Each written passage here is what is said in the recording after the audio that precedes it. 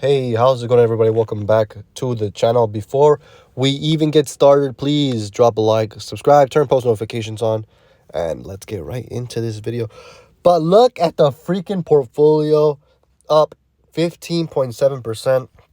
And this is mainly due to, if you go over here onto the news on the Robinhood, it says right there, stock soared after Jerome Powell suggested that the Fed is on track to hike rates by half a percentage point in December, cooling down from the last four jumbo hikes of 75%, 0.75%.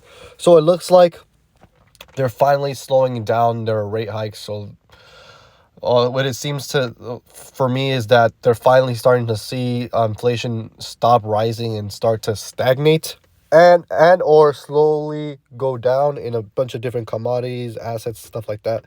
So looks like they're finally able to see a shift in inflation, finally able to see a bunch of commodities and stuff like that slow down and starting to go down. So maybe now they're thinking that they shouldn't hike so much, because then it might cause a collapse in the markets, a collapse in the economy. And of course, they do not want to cause a huge depression or recession. They want to limit that as much as possible. So they will slow down as needed. So that's the first step. What we really need to see is for the next inflation numbers. So we need to see the numbers go down, because if the numbers don't go down, they might just change their mind like they always do. They because obviously they're going with what they see in the numbers, in the data. So if the data says that inflation is not going down fast enough, or is barely going down, or it's just still staying peak, they might not just go back. They might not just raise to 0.5%. They might raise to 0.75%, because they want to see it go down, But like I said, they don't want to see it go down too fast and too hard, because then it's going to cause a huge recession, and they do not want to see unemployment go up so much, and boom, they're going to have to start printing money again like they do, and it's going to be a huge cycle like always. But look at that. My portfolio up $2,500, up 15%, just like whatever, My goal, my margin's finally under $6,000. We want to get that down even more. I want to ask you guys a question, all right? And this is like, obviously, it's going to be hard to predict, to know if we hit the bottom already. But do you guys actually think that we've hit the bottom already? Or do you think that we might go and hit lower lows? So let's actually look at the one of the ETFs, ETFs that tracks one of the NASDAQs. This is what I usually see, what I usually base where the market is. So you see the NASDAQ in the past years down 26%, whatever, right? And the lowest point that we hit was 260. Do you think we will go lower than 260? Or do you think that was the lowest point? Maybe we might revisit it and not go under it, or maybe this was the last low that we've seen for this bear market that we've been into. But do you guys actually believe that we hit the lowest point already? Have we hit the lowest point? Let me know down in the comments if you guys think that we've hit the lowest point. Because me personally, I actually think that we might go lower than we already have in November, right? I think that right now we're having a little Santa Claus rally. Obviously, what Jerome Powell just said, it's going to help the markets out a lot, because now we might not get the huge interest rate hikes. We might just get smaller interest rate hikes, and then boom. Because that was the first step. The first step is to slow down interest rates, right? First we were having the huge ones. Now we might start getting 0.5%, 0.25% maybe. And then the next step would be to stop increasing interest rates at all. Like no more increasing interest rates. So then that will be like peak. No more interest rates hikes. We'll be stuck at a single rate. We won't be increasing. And then after that would be cutting rates, which I don't think will happen in a long time. Maybe it might not even happen next year, when that will I think maybe next year we'll see them stop raising rates, but I don't think we might not see them cut rates until maybe 2024, or maybe the end of 2023. We might see. It just depends how fast inflation goes down, right? But for me, I do not think we've hit the lowest point. I do not think so. I think we might go down even lower. I do not know how low we can go. For me, my target to see was to go down to about this point right here. The peak of before what's it called? The peak before we saw the huge crash in 2020 of the virus. That is the point where I kind of want to see the market go down to. I think that one might be the lowest point, and I don't know when we will see that, but I know that at this point, the more they increase rates, even if they increase little bit by little, we're gonna see a huge change in earnings. I think earnings will continue to get worse and worse and worse as long as they keep increasing rates and keeping rates high. It's just gonna be a matter of time until we see huge companies, especially the big dog Apple. I mean, I'm starting to see a bunch of news and a bunch of things coming out about Apple that suggest that Apple is going to get wrecked. I was seeing, I was like reading up on some analysts saying that they might see Apple going back down to 130 and even lower than that. And I think 130 is being too generous. I would like to see Apple down even more. I'm talking about like low 100s. I would actually want to see that.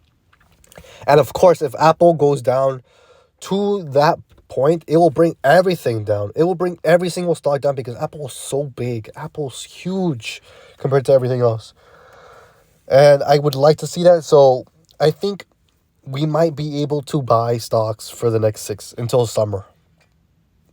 That's my prediction. Obviously, I'm no professional, like, I'm not, like, why are you even listening to me, right? This is just for entertainment purposes. But for me, what I think is the next 2 to 3 earnings, they're going to be just going to get worse and worse and worse. And that will obviously cause a bunch of stocks to have to go down because they're not making as much money, and their forward P's are have to be adjusted to what they earned before, right? So right now maybe Meta's a 10 PE, right? But they do worse. So maybe their 4 P is a 15, right? And for them to get back to the 10 or whatever the market decides what their multiple should be, they're gonna have to go down even more. And Meta has been rising, right? Meta's $88. They can go back down just as easy, and we're just gonna have to see. We're just going to have to see. But for me, I think I'm finally ready to start buying again. For the next 6 months, I'm telling you guys, I'm telling you right now, I will be buying. And I'm telling everyone that I know, like, obviously, like I said, I'm not a professional, but I'm just saying, like, personally, me, if I have money, I'm putting it into the market. I'm buying the ones that I have, and I'm buying all these other ones that I see as potential opportunities. Obviously, I'm going to put some money into some ETFs and into the big dogs. And as the market continues to go down and I see these bigger Dow stocks that go down, like the ones that pay dividends and all that, like the bigger conglomerates and stuff like that, I might be interested in buying those as well.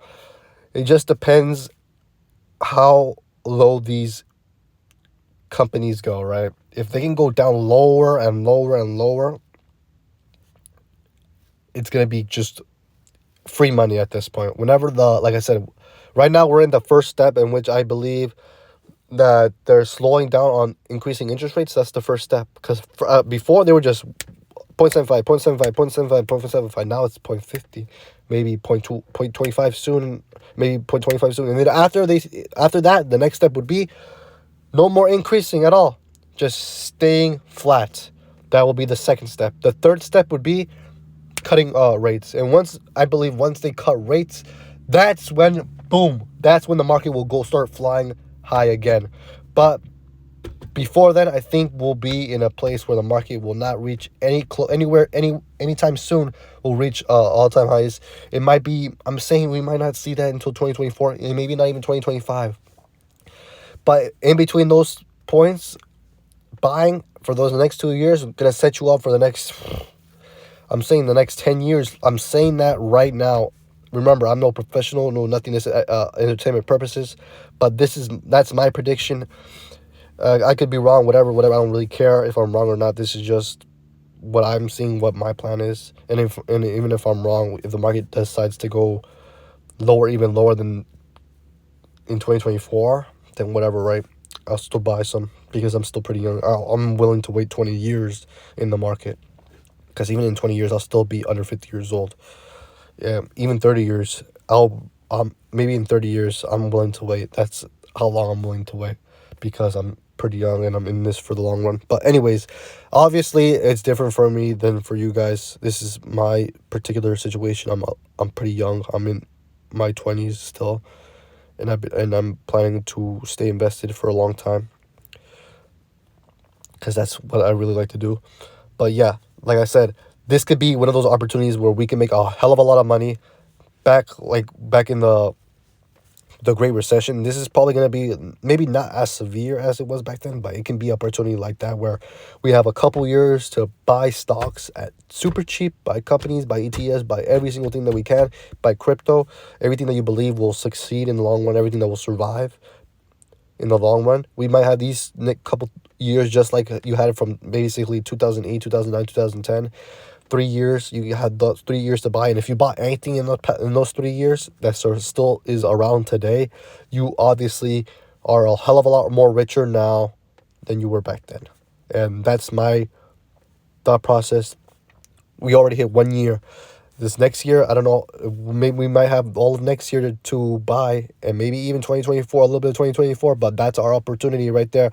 Buy as much as we can. Imagine you put $50,000 to $100,000 worth of stock, worth of money into stocks at cheap rates, cheap prices. Stocks like Google, Amazon, even Apple. Whenever it goes down, we might buy some Ethereum. If you believe in crypto like that or Bitcoin, buy some ETFs. Buy even some more speculative plays like Palantir, ChargePoint, even some Neo. If you think that Neo will survive and thrive eventually, stuff like that. Tesla, or anything like that, or some bigger conglomerates like that. Maybe buy some dividend plays like, I don't know. Let's see. You know what I'm talking about, right? A bunch of different companies, Walmart, some Targets, Starbucks, all those.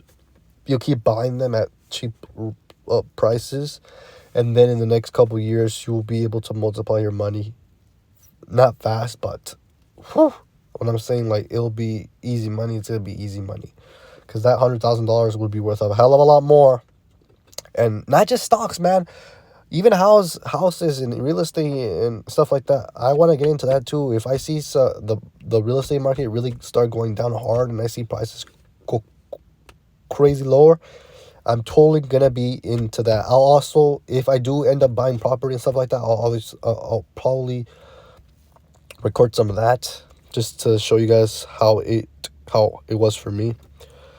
But yeah, that's a little quick update. Portfolio up in the green. Do I really care? Not really. What I really care about right now is buying. And next check, next Tuesday, I'll finally be able to maybe start nibbling $100 here, $100 there, buying anything that I can at cheap rates, cheap prices.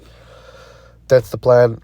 Sticking to the plan for the rest of this year, probably the rest of next year, and maybe even 2024. And then after that, it just let my money rise up with the market. Thanks for watching this little update, and I'll see you guys in the next one. Peace.